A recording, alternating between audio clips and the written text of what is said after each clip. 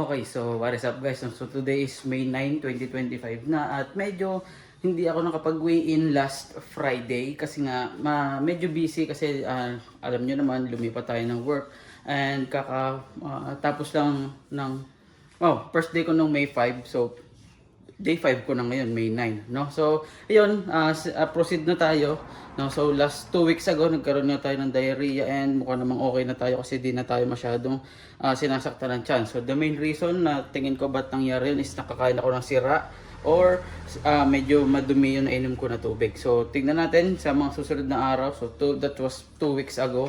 So, ngayon, okay naman na ako. Magtimbang na tayo, syempre. Hope, this is our weighing scale.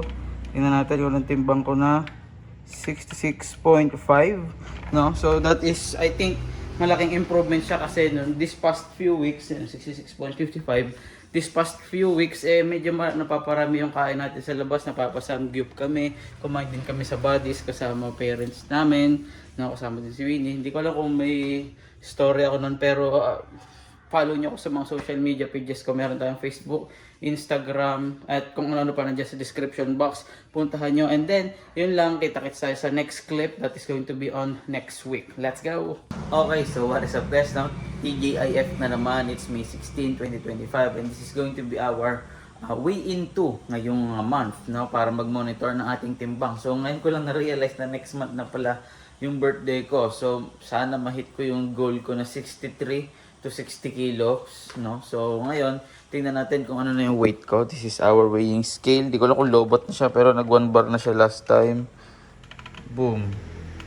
We are currently 65.9 kilos, no? So, nakalabas na tayo or nakababa na tayo sa below 66, 65.9 kilograms, no? So, I think this is a good sign, no? Maaari nating ma-hit, no? Pero again, gusto natin na wag biglain para mas yung mas healthy yung process natin. So yun lang, recently kasi this past weekend syempre nag-birthday si Winnie at yun na nga nagkaroon tayo ng masayang kainan, no? So syempre hindi natin talaga maiwasan maparami yung kain kasi nagkakasiyahan no. So yun lang, maybe kita-kits ulit sa next Friday, that is going to be May 23, no? Hindi ko sure pero para mga ganyan, no? So yun lang, let's go, see you.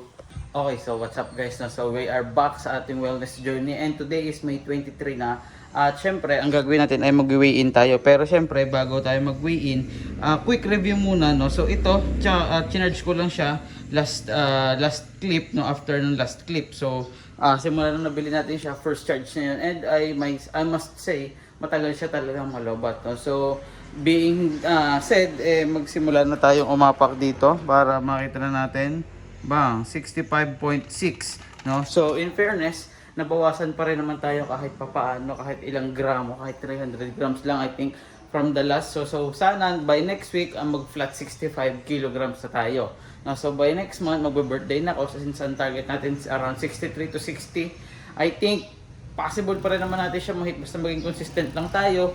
Pero yun nga, nito mga nakaraang gabi, nakaraang weekend, napapadalas yung kain natin sa labas kasama mga tropa. So, tingnan natin, kailangan natin magdisiplina ng pagkain natin. So, yun lang. See you sa next clip. Pag ikot nito, next clip na yun. Let's go! Okay, so what is up guys? So, ito na yun. Today is May 30 and if you're watching this, most probably June 1 na. Kung pinanood mo agad pagka-upload ko. No, so kung napapansin nyo, medyo bagong gupit tayo. So nagpagupit tayo doon sa 821 Gentleman's Barbershop doon sa Tambo, sa Lipa. No, so dinayo natin yon. So may video na ginawa si Winnie. Panoorin nyo, nalalagay ko siguro sa link or sa comment section.